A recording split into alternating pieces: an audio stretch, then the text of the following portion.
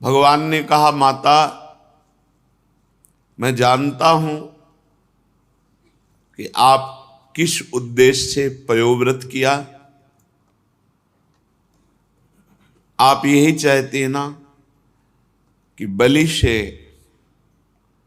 देवराज पद छीन करके आपके पुत्रों को दें, आपके पुत्र पुनः अमरावती में सुखपूर्वक वास करें।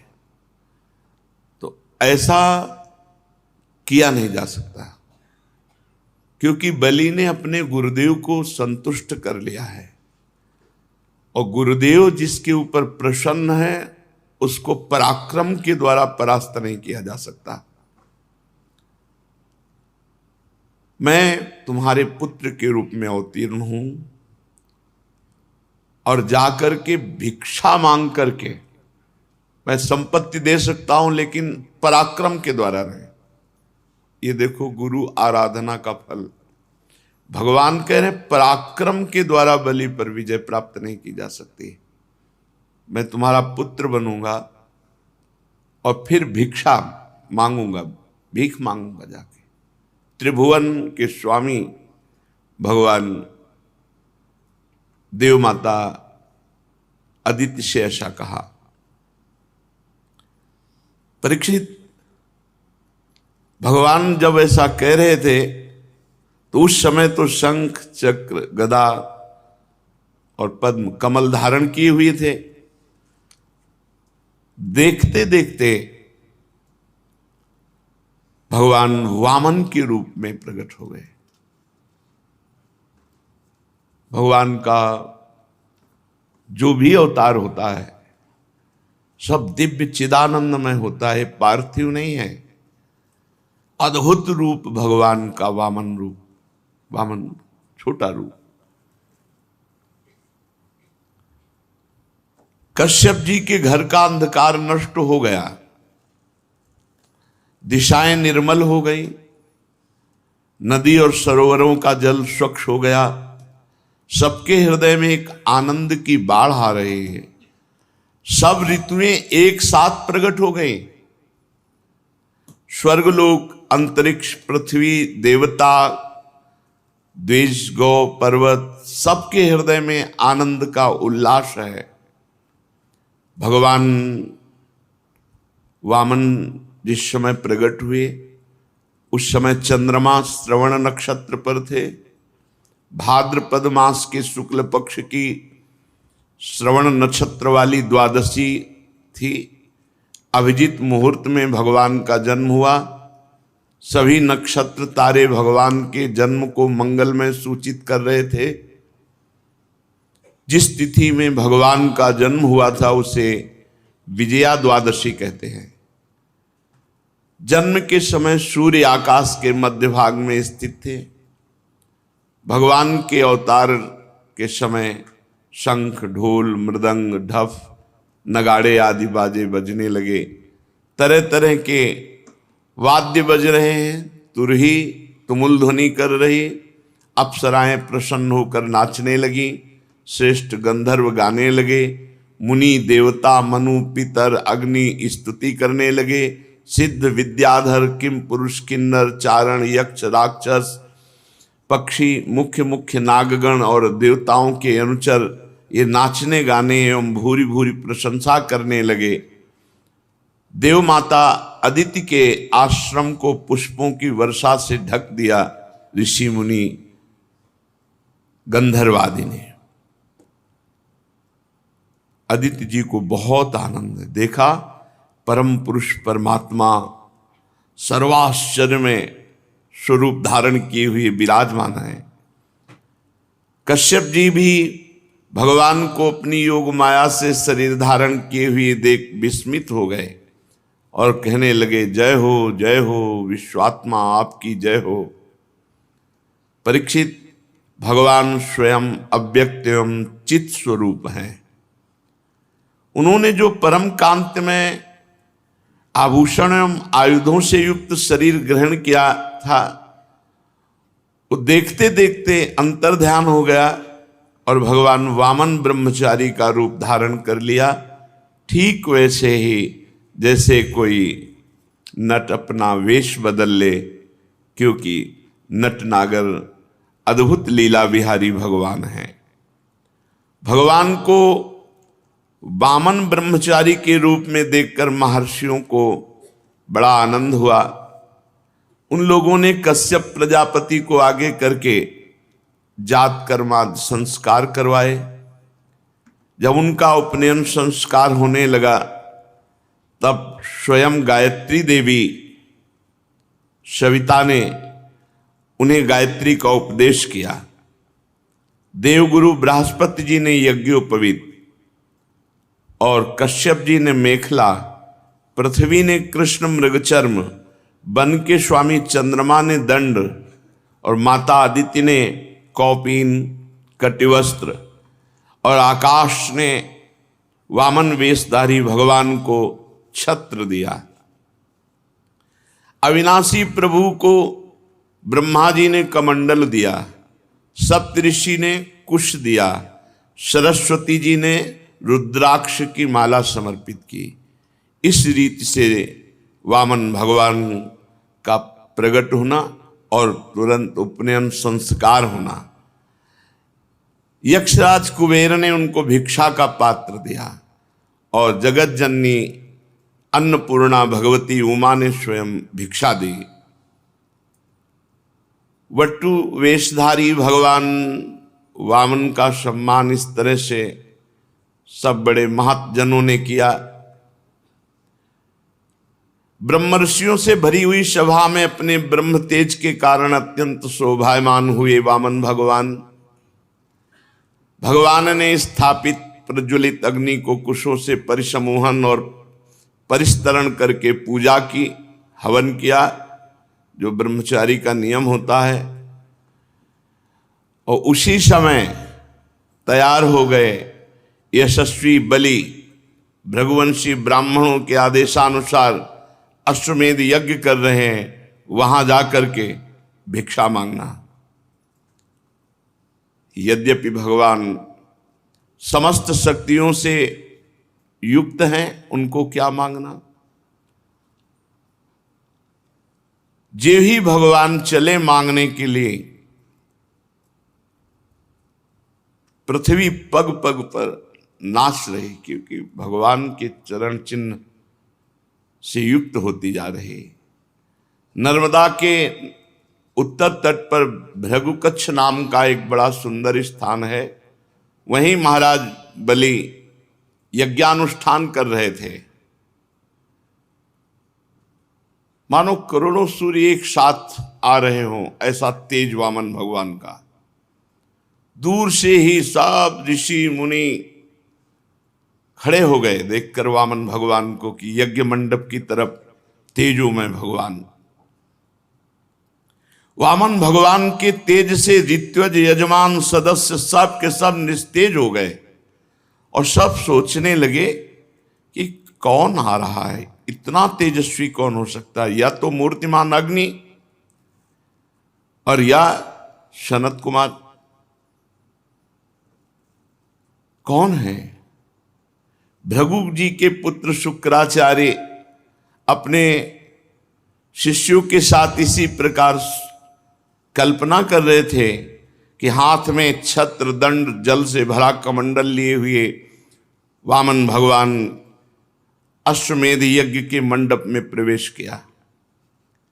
कमर में मूंज की मेखला है, गले में यज्ञोपवीत धारण किए हुए हैं, बगल में मृगचर्म है, सिर पर जटा और बौना स्वरूप ब्राह्मण के वेश में ब्रह्मचारी भगवान यज्ञ मंडप में प्रवेश किए तो सब भृगुवंशी ब्राह्मण निस्तेज हो गए, निष्प्रभ हो गए। सब के सब अग्नियों के सहित खड़े होकर वामन भगवान का स्वागत सत्कार किया। भगवान के लघु रूप वैसे ही अंग प्रत्यंग बड़े दर्शनीय, सब लुभायमान हो रहे हैं। बलि का हृदय तो नाच पड़ा कि हमारी यज्ञ पूर्ण हो गई। एक उत्तम आसन दिया, और वामन भगवान से विनय की, विराजो। फिर बलि ने अभिनंदन किया, पात्र मंगाया, चरण पखारे भगवान के। आहा, पांव पखार कर चरणामृत पिया, माथे पे धारण किया। फिर वामन भगवान की पूजा की। प्रतिपल बलि के हृदय में एक अद्भुत आनंद, भगवान के चरण कमलों का जो चरणामृत पान किया तो वैसे ही निष्पाप हो चुके थे बलि, क्योंकि 100 अश्वमेध यज्ञ। जिस चरणामृत को स्वयं देवादिदेव चंद्रमौली भगवान शंकर अत्यंत भक्ति भाव से अपने सिर पर धारण करते हैं, वही चरणामृत धर्म के मर्मज्ञ राजा बलि ने जब मस्तक पर धारण किया तो अनुभव में आ गया कि ये कोई साधारण नहीं है, ये या तो स्वयं भगवान है या इस छद्म भेष में कोई महापुरुष पधारे हुए हैं। बलि ने हाथ जोड़कर कहा, ब्राह्मण कुमार, स्वागतम ते नमस्तुभ्यम, ब्रह्मन् किं करवाम ते, ब्रह्मर्षीणां तपः साक्षान् मन्ये त्वार्य वपुर्धरम्। अद्य नः पितरस्तृप्ता, अद्य नः पावितं कुलम्, अद्य स्विष्टः क्रतुरयम्, यद भवानागतो गृहान। स्वागतम स्वागतम, स्वागत है आपका, स्वागत है, नमस्कार नमस्कार, आपको बार बार नमस्कार। आज्ञा कीजिए, मैं आपकी क्या सेवा करूं। आज मुझे ऐसा जान पड़ता है कि बड़े बड़े ब्रह्म ऋषियों की तपस्या ही स्वयं मूर्तिमान होकर वामन के रूप में मेरे सामने आई है।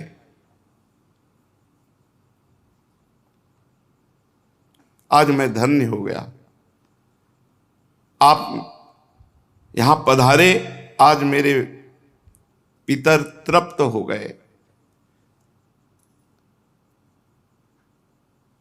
आज मेरा कुल वंश पवित्र हो गया, आज मेरा यज्ञ सफल हो गया। हे वामन ब्राह्मण कुमार, पता नहीं आपके पांव पखारने से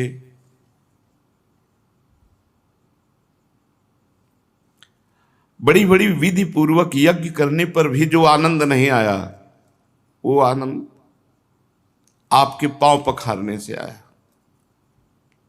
आज मुझे सब फल मिल गया। ये नन्हे नन्हे चरणों का धोवन हमारे हृदय में एक अद्भुत आनंद प्रकट कर रहा है। हे ब्राह्मण कुमार, ऐसा जान पड़ता है कि आप यहां ऐसे ही नहीं आए, कोई उद्देश्य से लेकर आए। क्योंकि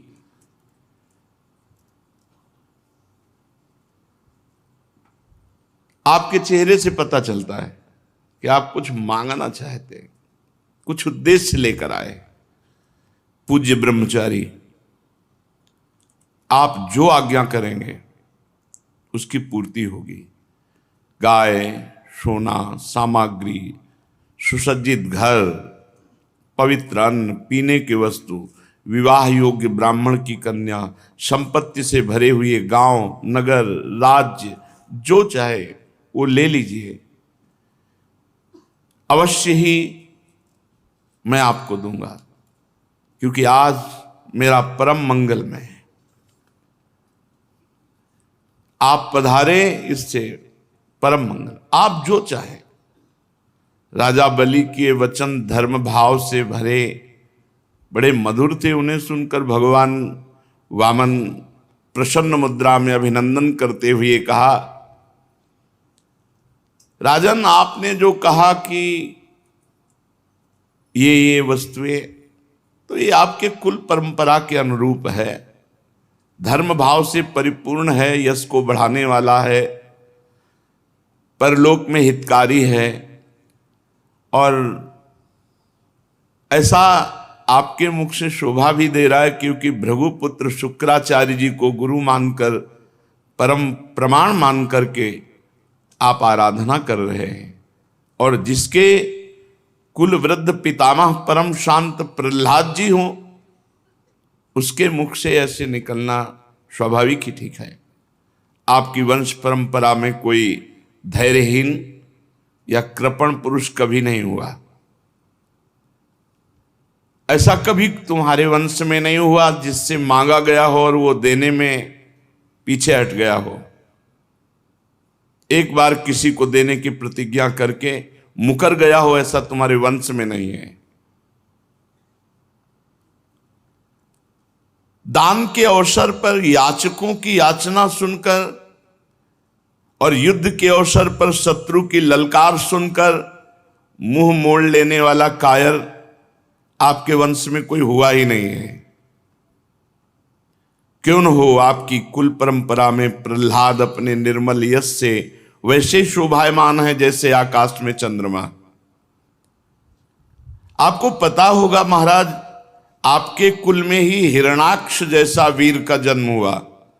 वो वीर जब हाथ में गदा लेकर अकेला दिग्विजय के लिए निकला तो सारी पृथ्वी में उसका कोई जोड़ नहीं मिला।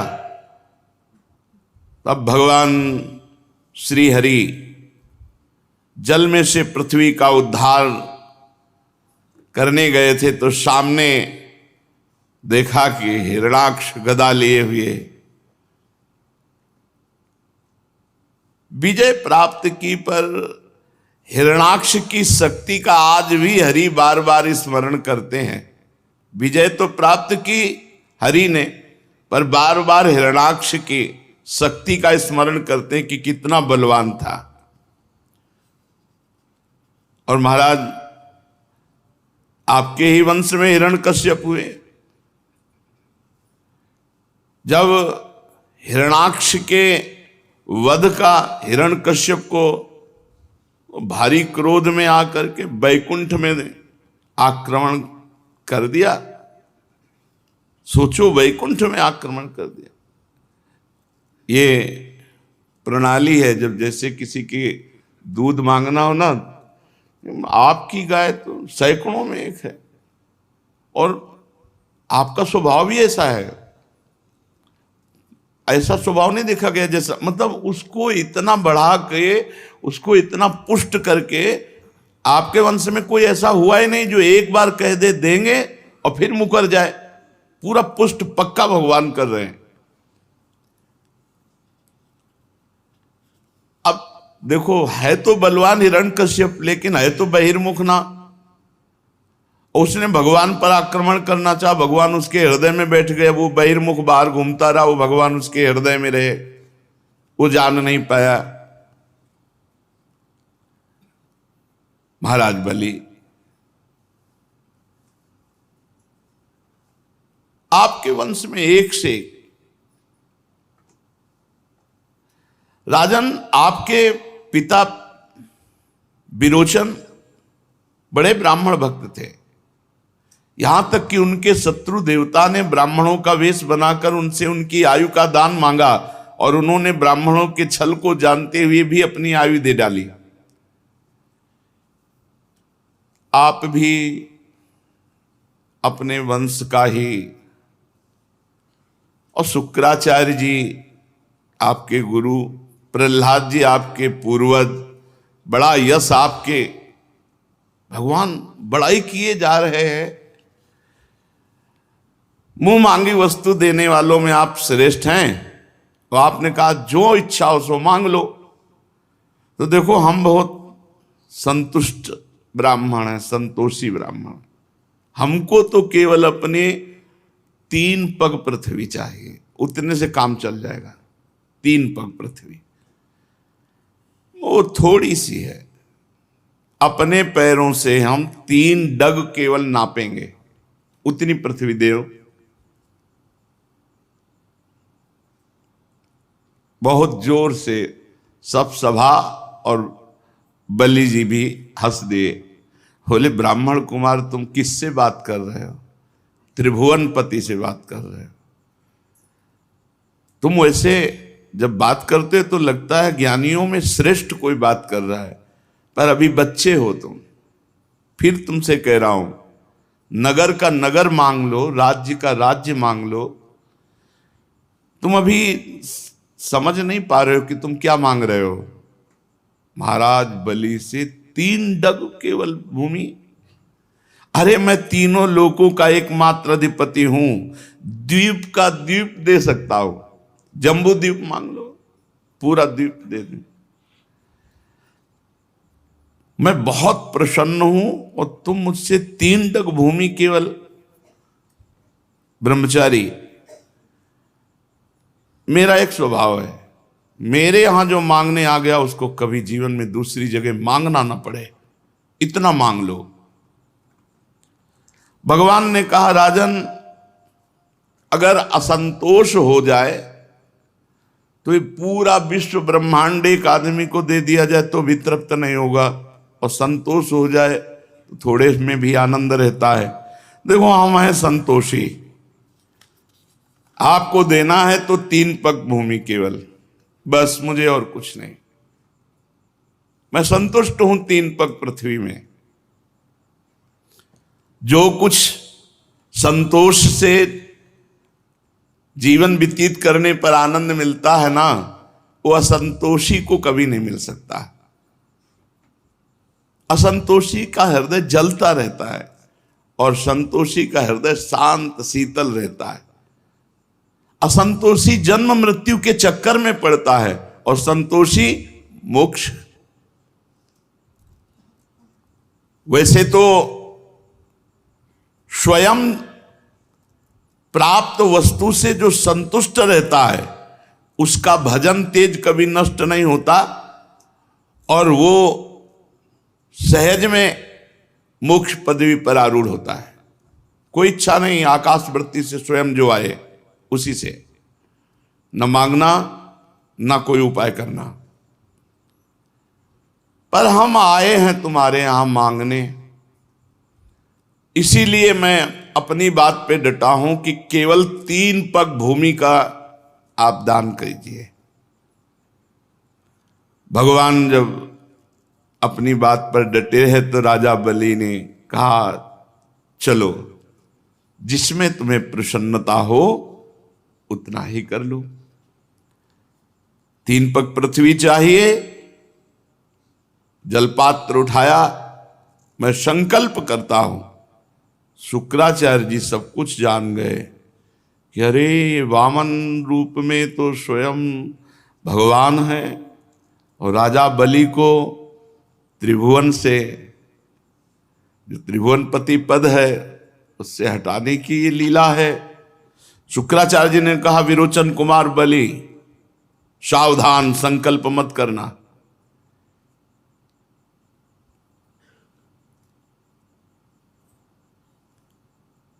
ये स्वयं अविनाशी भगवान श्री हरि हैं। ये बड़े छलिया हैं, ये अपने शरणागत देवताओं का काम बनाने के लिए तुम्हारे सामने मीठी मीठी बातें कर रहे हैं। मैंने ध्यान के द्वारा देख लिया, अदिति देव माता ने आराधना की और उनके गर्भ से अवतीर्ण हुए हैं। महान अनर्थ हो जाएगा अगर 3 पग पृथ्वी का दान देने का संकल्प कर लिया, और ये आप पर ही नहीं संपूर्ण दैत्यों पर अन्याय होगा, और मैं बिल्कुल इसे ठीक नहीं मानता हूं। ये ब्रह्मचारी बनकर बैठे हुए, जानते हो तुम्हारा राज्य, ऐश्वर्य, लक्ष्मी, तेज, विश्व विख्यात कीर्ति, सब कुछ एक क्षण में अपहरण करके इंद्र को दे देंगे। अरे ये विश्वात्मा है, तुम 3 पग भी नहीं पूरे कर पाओगे। मूर्ख, जब अपना सर्वस्व छिन जाएगा तो तेरे परिवार का, तेरे राज्य का कैसे जीवन निर्वाह होगा। अरे ये विश्व व्यापक है, इनको ऐसा मत देख कि ये छोटे से बामन भगवान बैठे हुए हैं। ये विश्वव्यापक विश्वात्मा है, इनका विशाल शरीर इसमें छुपा हुआ है। वो जैसे कितना बड़ा नहीं होता नपना है, वो छोटा हो, जब बड़ा हो कितना लंबा होता है। तो भगवान छोटे से रूप में, जब शुक्राचार्य, मैं जानता हूं इनको, मैं इनको जानता हूं, शुक्राचार्य जी के, मैं इनको जानता हूं।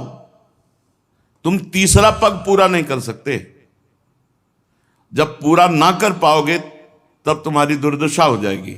प्रतिज्ञा पूरी ना करने का तुम्हें पाप लगेगा और तुम नरक जाओगे। इसलिए तुम्हें संकल्प करना ही नहीं है, मेरी आज्ञा है। विद्वान पुरुष उस दान की प्रशंसा नहीं करते जिसके बाद जीवन निर्वाह के लिए कुछ बचे ही नहीं। जिसका जीवन निर्वाह ठीक ठीक चलता है वही संसार में दान, यज्ञ, तपस्या और परोपकार के कर्म कर सकता है। धन के 5 हिस्से लगाने चाहिए। एक हिस्सा धर्म के लिए, गुप्त, कोई जाने ही नहीं तो धर्म माना जाएगा। और एक हिस्सा यश के लिए, जो सब जाने कि हां इतना दान किया है। और एक हिस्सा जिससे धन आ रहा है उस धन की अभिवृद्धि के लिए, बढ़ाने के लिए। और एक हिस्सा अपने परिवार के भोग के लिए। और एक हिस्सा आए हुए अतिथि, स्वजन, रिश्तेदार, नातेदार, पशु पक्षी, इनकी सेवा के लिए। जो अपने धन के 5 हिस्से करता है वो इस लोक और परलोक में दोनों जगह सुख पाता है। असुर शिरोमणे, यदि तुम्हें यह चिंता हो कि तुम्हारी प्रतिज्ञा टूट जाएगी तो मैं इस विषय में तुम्हें कुछ ऋग्वेद की श्रुतियों का आश्रय सुनाता हूं। श्रुति कहती है किसी को कुछ देने की बात स्वीकार कर लेना सत्य है, और नकार जाना अर्थात अस्वीकार कर देना असत्य है। पर यह शरीर एक वृक्ष है, सत्य इसका फल फूल है। और जब वृक्ष ही न रहे तो फल फूल क्या करेंगे? इसलिए नकार जाना, अपनी वस्तु दूसरे को न देना, दूसरे शब्दों में अपने लिए भोग के लिए संग्रह बचाए रखना, इस शरीर रूपी वृक्ष का मूल है। इसलिए इतना उचित है कि ना कर दो, नहीं दे पाएंगे। शुक्राचार्य जी अपने शिष्य को नीति का वर्णन, प्रीति का नहीं वर्णन कर रहे हैं। हां मैं दूंगा, ये वाक्य ही धन को दूर कर हटाने वाला है, इसलिए कह दो नहीं दूंगा। याचकों को सब कुछ दे देना, स्वीकार कर लेना ही थोड़ी ठीक होता है। इसके विपरीत विचार पूर्वक कुछ थोड़ा लेने वाला हो तो दे दे, चलो भाई हमारा परिवार भी पालेगा, तुम्हारा भी काम चल जाएगा। लेकिन यहां बिल्कुल ठीक नहीं, यहां तो अस्वीकार ही करो, बिल्कुल नहीं देना, नहीं देना, 3 पग पृथ्वी भी नहीं देना। तुम्हें लग रहा हो कि झूठ बोल दिया, तो देखो यहां झूठ बोलने में पाप नहीं लगता। जब अपनी स्त्री को प्रसन्न करने के लिए, तो झूठ बोलने में कोई बात नहीं। शुक्राचार्य जी महाराज प्रमाण दे रहे हैं। और हास परिहास में बोला गया झूठ, किसी के प्राण बचाने में बोला गया झूठ, और किसी जीवन रक्षा, प्राण संकट, गौ ब्राह्मण, इनके हित में बोला गया, ये पापकारी नहीं होता है। अपनी स्त्री को प्रसन्न करने के लिए बोला गया, हास परिहास में बोला गया, और किसी की आजीविका जा रही है और आप झूठ बोल दो बच जाएगी तो आप झूठ बोल दो, वो सत्य का फल मिलेगा आपको। किसी के प्राण जा रहे हैं और आपके झूठ बोलने से बच जाते तो आप झूठ बोल दो, उसके प्राण बच जाएंगे। गौ ब्राह्मण के हितकर में अगर आप झूठ बोल देते हैं तो वो सत्य के समान होगा। किसी की निंदा होने जा रही है, उसका बेचारे का सर्व यश क्षीण हो जाएगा, झूठ बोल दो, बच जाएगा। ये स्थान बताए शुक्राचार्य जी ने और कहा तुम झूठ के लिए डरो मत, बोल दो, मैं नहीं दे पाऊंगा 3 पग पृथ्वी।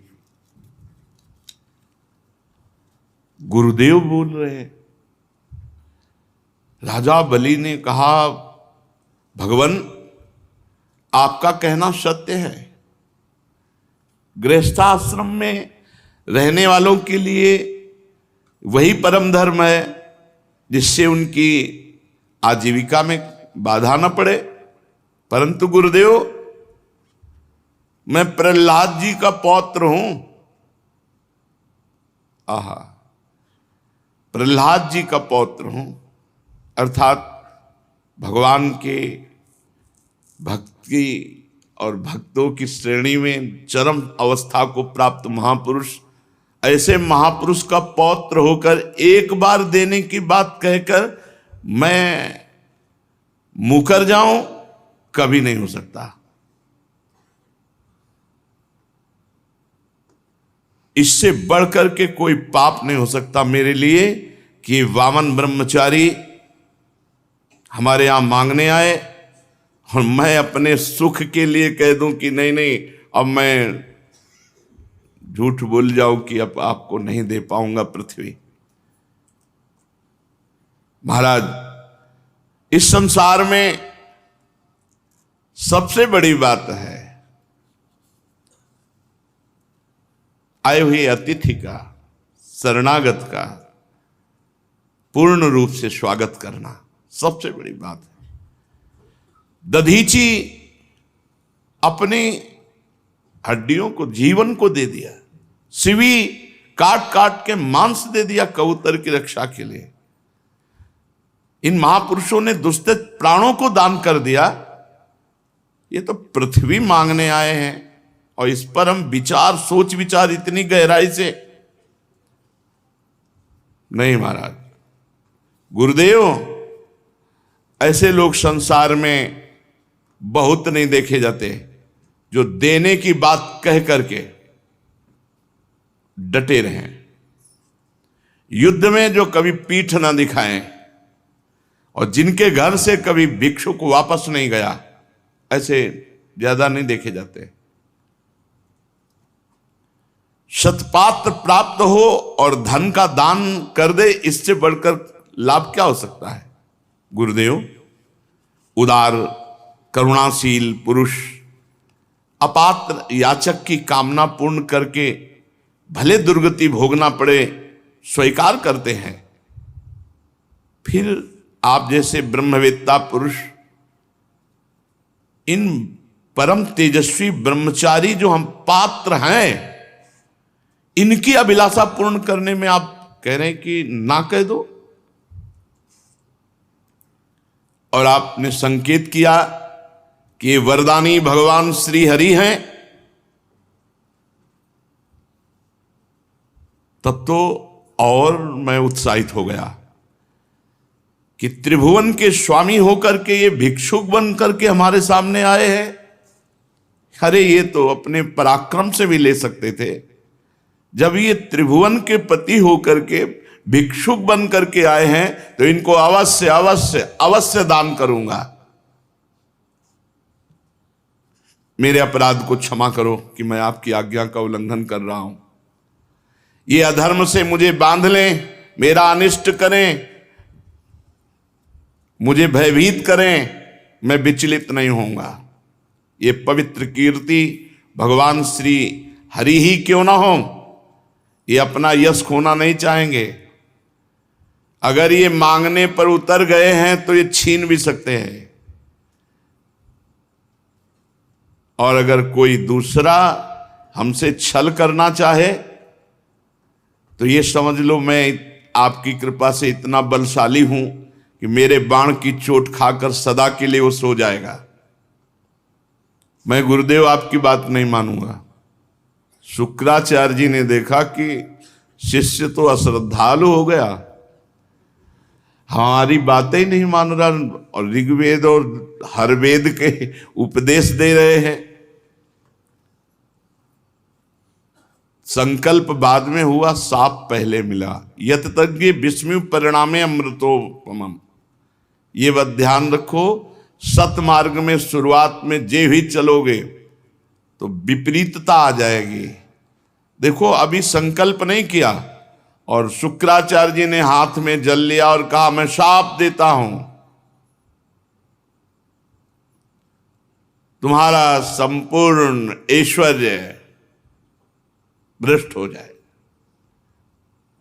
तुमसे छिन जाए, तुम ऐश्वर्यहीन हो जाओ। गुरु की आज्ञा का उल्लंघन, सत्य प्रतिज्ञ उदार इस साप के योग्य नहीं थे महाराज बलि, कोई अपराध नहीं था। शुक्राचार्य जी ने कहा मूर्ख, अज्ञानी, तू अपने को बड़ा ज्ञानी मानता है, तू मेरी उपेक्षा करके गर्व कर रहा है, बार बार मेरी आज्ञा का उल्लंघन कर रहा है, इसलिए जा शीघ्र तू अपने ऐश्वर्य को खो दे, लक्ष्मी खो दे। राजा बलि बड़े महात्मा स्वभाव के थे, गुरुदेव का शाप सिर पर स्वीकार किया और दंडवत की, पर वो इस बात में नहीं डिगे 3 पग पृथ्वी देने के लिए। वामन भगवान की विधि पूर्वक पूजा के हाथ में जल लेकर 3 पग भूमि का संकल्प कर दिया। उसी समय राजा बलि की पत्नी विंध्यावली, जो मोतियों के गहनों से सुसज्जित थी, वहां आई और अपने हाथों से वामन भगवान के चरण पखारने के लिए जल से भरा हुआ स्वर्ण का कलश ला कर दिया। बलि ने पुनः दोबारा भगवान के चरण धोए और चरणों का वह विश्व पावन जल अपने सिर पर चढ़ाया। देवता लोग ये देख करके, सौभाग्य इतना बलि का देख के कि हमको राज्य तो मिलेगा ही अब, क्योंकि भगवान ने ठान लिया है, लेकिन जो बलि को मिल रहा है वो मुझे नहीं मिला, बलि आगे ही रहेंगे। देवता लोग पुष्पांजलि बलि के ऊपर चढ़ाने लगे कि धन्य है राजा बलि, तुम्हारा अलौकिक कार्य धन्य है। अब जे ही संकल्प हो गया तो बड़ी अद्भुत घटना घटी। यज्ञ मंडप के बाहर एक चरण जे ही बढ़ा तो बस बढ़ते ही चला गया। सब आश्चर्यचकित, वामन भगवान का पृथ्वी, आकाश, दिशाएं, स्वर्ग, पाताल, समुद्र, पशु पक्षी, मनुष्य, देवता, ऋषि सब समाते चले जा रहे हैं, भगवान का चरण बढ़ता चला जा रहा है।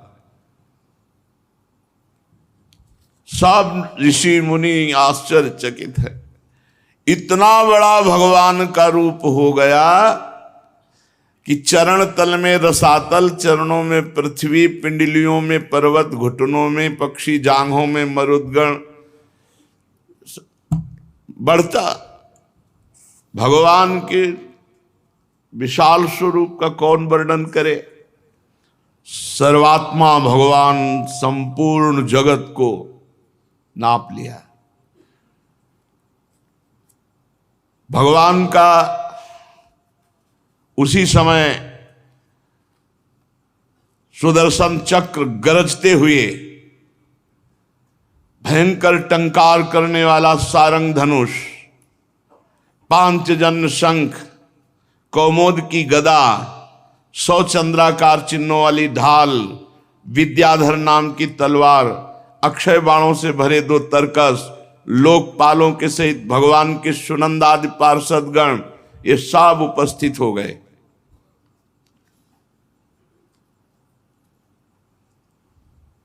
परीक्षित, भगवान का चरण कमल ये जब ब्रह्मलोक पहुंचा, यहां से बढ़ता हुआ ब्रह्मलोक, ब्रह्मा जी ने देखा, अरे ये तो श्री भगवान का श्री चरण है, तो नखचंद्र की छटा से सत्यलोक फीका पड़ गया। भगवान के चरणों की नख कांति से ब्रह्मलोक फीका पड़ गया। स्वयं ब्रह्मा उस प्रकाश में डूब गए। मरीचि आदि ऋषि, सनंदन आदि नैष्ठिक ब्रह्मचारी, बड़े बड़े योगी भगवान के चरण कमल की अगवानी की। वेद उपवेद नियम यम तर्क इतिहास वेदांग पुराण सहित ये सब मूर्तिमान होकर वहां भगवान के चरणों की आराधना। योग रूप वायु से ज्ञानाग्नि को प्रज्वलित करके कर्ममल को भस्म कर डाला, वो सब महात्मा वहां विराजमान भगवान के चरण कमल की वंदना की। इसी चरण कमल के स्मरण की महिमा से सब कर्मों के द्वारा प्राप्त न होने वाले ब्रह्मधाम की जो प्राप्ति की महापुरुषों ने, वो सब चरण की वंदना कर रहे हैं। अगवानी करने के बाद विश्वरूप भगवान के चरण का अर्घपाद्य से पूजन कर प्रक्षालन किया। पूजा करके बड़े प्रेम और भक्ति से भगवान की स्तुति की। ब्रह्मा के कमंडल का वही जल वामन भगवान के पांव पखारने से पवित्र होने के कारण गंगा जी के रूप में परिणित हुआ। आकाश मार्ग से पृथ्वी पर गिरकर तीनों लोकों को पावन करती हुई ये गंगा जी हैं। गंगा जी क्या है? मूर्तिमान भगवान के चरणारविंद की उज्जवल कीर्ति हैं। ब्रह्मद्रोह साक्षात ब्रह्म है। अलकनंदा, मंदाकिनी और पृथ्वी पर भागीरथी गंगा। भगवान ने अपने स्वरूप को छोटा किया, विभूतियां समेटी। तब ब्रह्मा आदि लोकपालों ने अपने अनुचरों के साथ बड़े आदर भाव से भगवान की स्तुति की। ऋक्षराज जाम्बवान जी जिस समय भगवान नाप रहे थे, उस समय मन के समान वेग से दौड़कर सब दिशाओं में भेरी बजा बजा कर भगवान की मंगल में विजय घोषणा।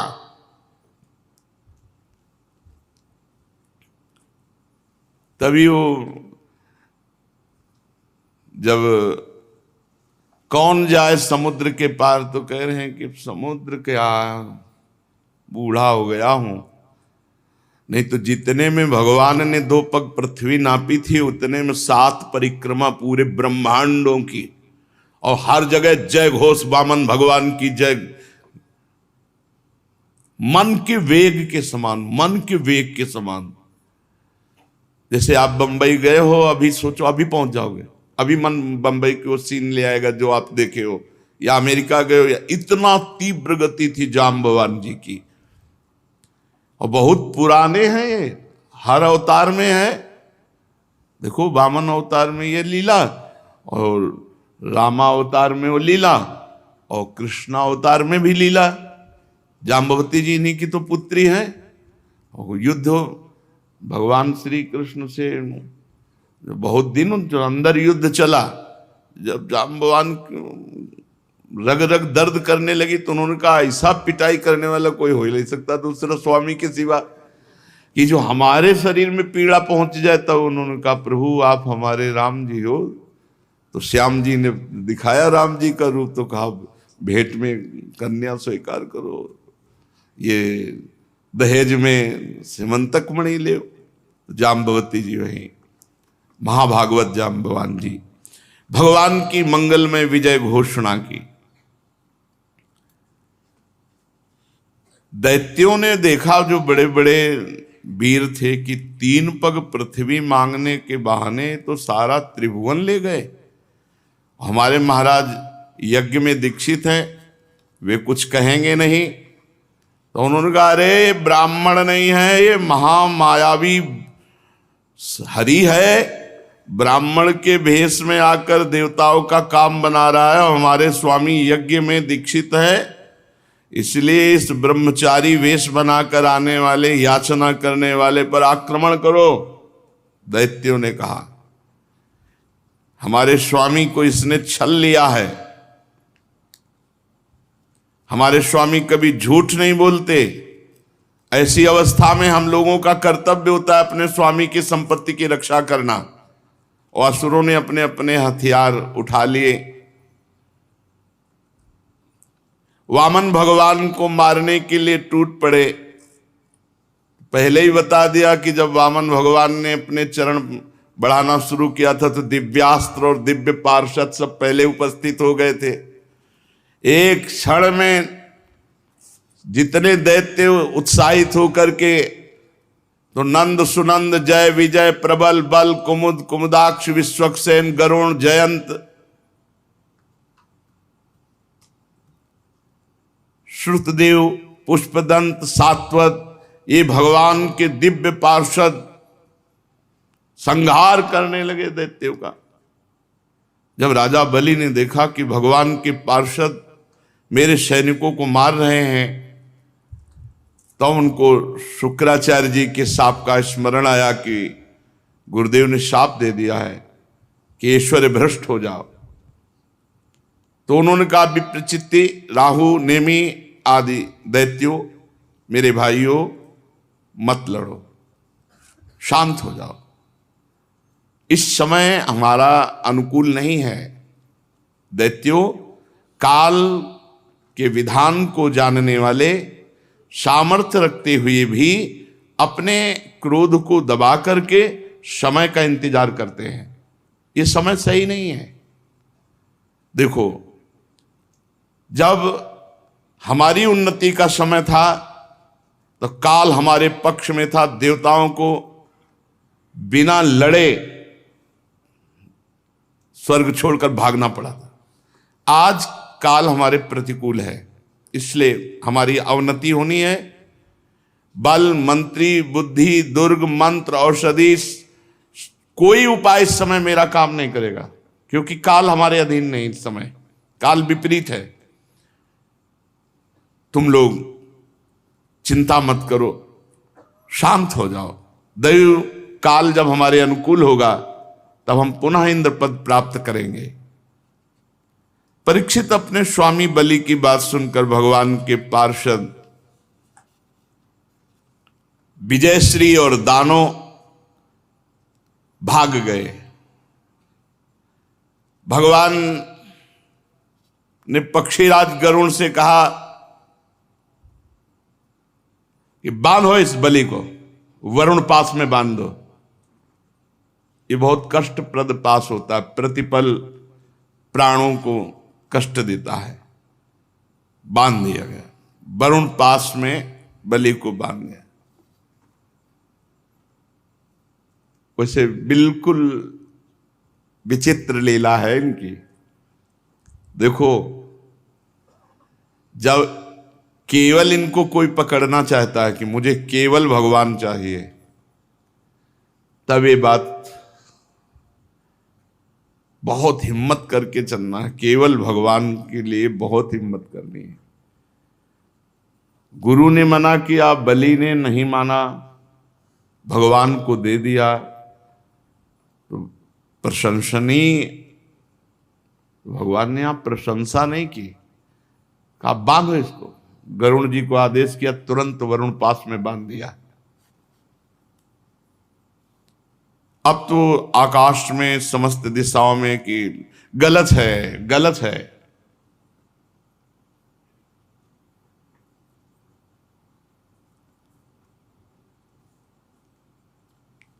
क्योंकि जिसने सर्वस्व अर्पित कर दिया, अब क्या है? अभी अहंकार देखना है कि देने का अहंकार है क्या। ये जगत गुरु हैं ऐसे। वरुण पास में बहुत कष्ट, सब संपत्ति छिन गई और लेने वाले कठोर व्यवहार दिखा रहे हैं। बांध दो, बांध दिया, जैसा विपक्ष में होता है। भगवान ने बलि से कहा, ए असुर, तुमने मुझसे कहा था कि 3 पग पृथ्वी, तो 2 पग में हमने समस्त ब्रह्मांडों को नाप लिया। बोल अब तीसरा पग कहां से देगा? पूरा कर।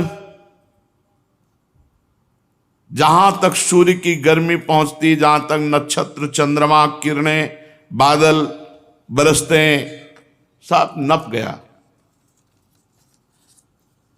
तेरे देखते देखते मैंने पैर से भूलोक, आकाश, दिशाएं, स्वर्गलोक, महरलोक, जनलोक, तपलोक, सत्यलोक सब नाप लिया। बोल तीसरा पग अगर नहीं देगा तो तुझे नरक में डालूंगा।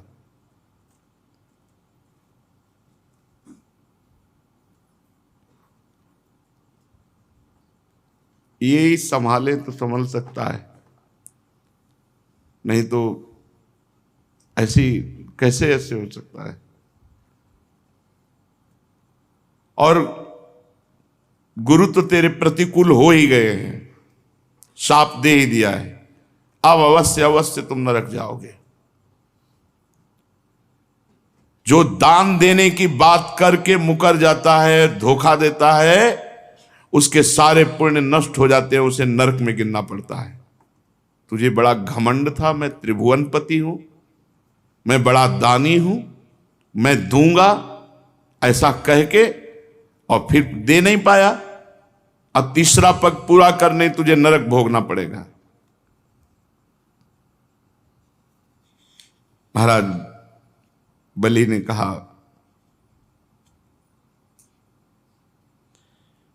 आराध्य देव, आपकी बड़ी पवित्र कीर्ति है, तो क्या आपने ये समझा कि मैं झूठ बोल रहा था कि तीसरा पग, 3 पग पृथ्वी नहीं दे पाऊंगा? ऐसा नहीं है, मैं आपको सत्य बोल रहा हूं और सत्य दिखाऊंगा। आप धोखे में नहीं हैं। 2 पग से हमारी संपत्ति नापी, अब तीसरा पग से मुझे नापो, क्योंकि मैं संपत्ति से अलग हूं, मैं संपत्तिवान था। अब अपना चरण मेरे माथे पे रखो, उसी वामन रूप में नापो मेरे को। 1 पग मैं हूं, क्योंकि भगवान वामन रूप में। मैं झूठ नहीं बोला था, और ये भी नहीं कह रहे कि आपने छल किया है। आपकी पवित्र कीर्ति है। आप मेरी बात को असत्य समझते हैं, ऐसा नहीं, मैं उसे सत्य कर दिखाता हूं। आपको धोखे में नहीं डाला। आप कृपा करके तीसरे पग को मेरे मस्तक पर धार, और ये नरक में जाने का भय किसी और को दिखाओ, हमें नहीं। देखो, ये भक्त का हृदय होता है। आप मुस्कुरा रहे हो ना, मुझे दुख भरे पास में बांध करके, मुझे कोई दुख नहीं है इससे।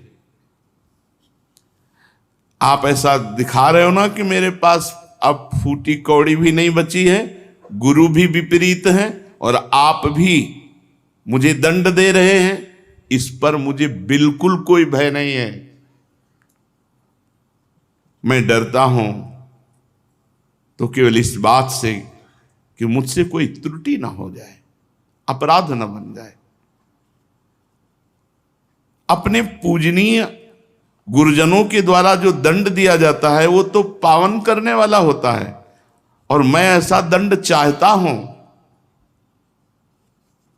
क्योंकि ऐसा दंड ना माता पिता भाई बंधु नहीं दे सकते, वो तो गुरुजन ही दे सकते हैं। प्रभु, आप छिपे रूप से अवश्य ही हमें श्रेष्ठ शिक्षा दी है। आप हमारे परम गुरु हैं। जब कोई धन से मतवाला होता है, बल से मतवाला होता है, अहंकार से मतवाला होता है, तो आप उसे ठीक करते हैं, उसको ज्ञान नेत्र प्रदान करते हैं, उसके अहंकार का नाश करके। ये परम उपकार है नाथ। मैं कैसे बताऊं कि आप कितना उपकार हमारे ऊपर किए। अनन्य भाव से योग करने वाले योगी गण जो सिद्धि प्राप्त नहीं कर पाए, वो सिद्धि मुझे प्राप्त हुई। मुझे ये धमकी मत दो कि नरक, ऐसी महिमा आपकी, ऐसी लीला आपकी, वो आप मुझे दंड दे रहे हैं, वरुण पास से बांध रहे हैं। प्रभु, इसमें ना मुझे कोई लज्जा है, ना मुझे कोई व्यथा है, ना मुझे कोई दुख है। फिर कहता हूं मैं प्रहलाद जी का पौत्र हूं।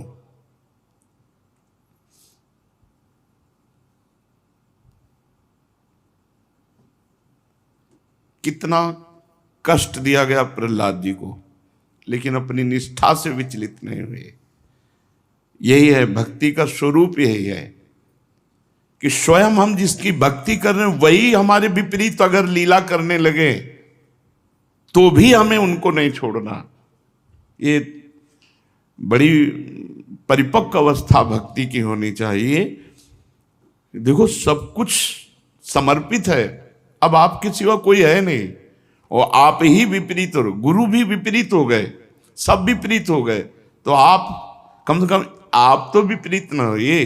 लेकिन आखिरी हद की बात है कि आप भी विपरीतता दिखा रहे हो, कह रहे हैं तुझे पक्का नरक मिलेगा, और गरुड़ जिसे कह के वरुण पास में बंधवा दिया, और कहां तीसरा पग पूरा करेगा, बड़ा दानी बनता है। ऐसा ये जैसे जादूगर की हर चाल को जमूरा जानता है, ऐसे ही भगवान की भक्ति में इतनी सामर्थ्य है कि भगवान की हर चाल को पहले ही भक्त के अंदर भक्ति समझा देती कि ऐसे से ऐसे चलना है। इसीलिए भक्ताधीन भगवान को कहा गया है। भक्ति के भाव में भरकर भगवान अजित को जीत ले, वो भक्ति है। इसलिए भगवान की भक्ति में इतनी सामर्थ्य है कि जो न योगी, न तपस्वी, न ज्ञानी कभी भगवान को अधीन कर नहीं पाए, वो भक्तों के पीछे डोले हैं, भक्तों के पीछे डोले हैं। भक्तन पाछे यो फिरत जीव बछरा संग गाय, भक्ताधीन मनः पूज्य गोपाल शास्त्र नाम। भक्ता अधीन। प्रहलाद जी की मेरे पितामह हैं, सारे जगत में प्रसिद्धि है। किस बात से? कि आपके भक्तों में सर्वश्रेष्ठ है। तो प्रभु, मैं उन्हीं का पौत्र हूं। आप चाहे जितना विपरीतता करें, हमारी भक्ति में फर्क नहीं पड़ सकता। ये हमारी भक्ति इतनी पुष्ट होनी चाहिए कि बोले हमारी अब श्रद्धा नहीं रह गई। किस बात की? जहां ऐसी परिस्थिति है कि श्रद्धा नहीं रह जाना चाहिए, वहां देखो भक्ति कैसे। कि ये विनोद भरी बात किसी और को कहो जाकर, क्योंकि डर जाएगा कि तुम्हें नरक मिलेगा। भगवान कह रहे हैं तुम्हें नरक मिलेगा, अब तो पक्का मिलेगा, तो डर जाना चाहिए। भगवान वरुण पास में बांध रहे हैं, भगवान विपरीतता दिखा रहे हैं, लेकिन फिर भी भक्त अपनी स्थिति में है। प्रभु, हमने निश्चय कर लिया, शरीर एक न एक न दिन छूटेगा, सब छूटेगा। फिर शरीर के लिए या यश कीर्ति के लिए आपको क्या छोड़ना? आपको पकड़े ये सब छूटेगा। लौकिक दृष्टि से आप कुछ भी कहें, लेकिन अंतर्दृष्टि से आप देखें, अंतर्दृष्टि से प्रभु हिरण्यकश्यप के वंश का हूं, तो आप बाह्य दृष्टि से तो हमारे साथ शत्रुता का व्यवहार दिखा सकते हो, अंतर्दृष्टि से नहीं। दोनों बातें सामने रखते हैं। प्रहलाद जी का पौत्र हूं, मतलब भक्ति की कसौटी में आप कितना भी कस लो, हमें फेल नहीं कर सकते। और ये जो बाहर लीला कर रहे हो गलत है नहीं, क्योंकि हिरण्यकश्यप हमारे ही पितर है, तो आपसे द्रोह करते थे, तो आप द्रोह की लीला हमसे करोगे, कर लो। पर अंतर्दृष्टि से देखो, आप बलि ऐसा बोल ही रहे थे, मुख में भगवान नाम, आंखों में अश्रु, प्रहलाद जी पधारे।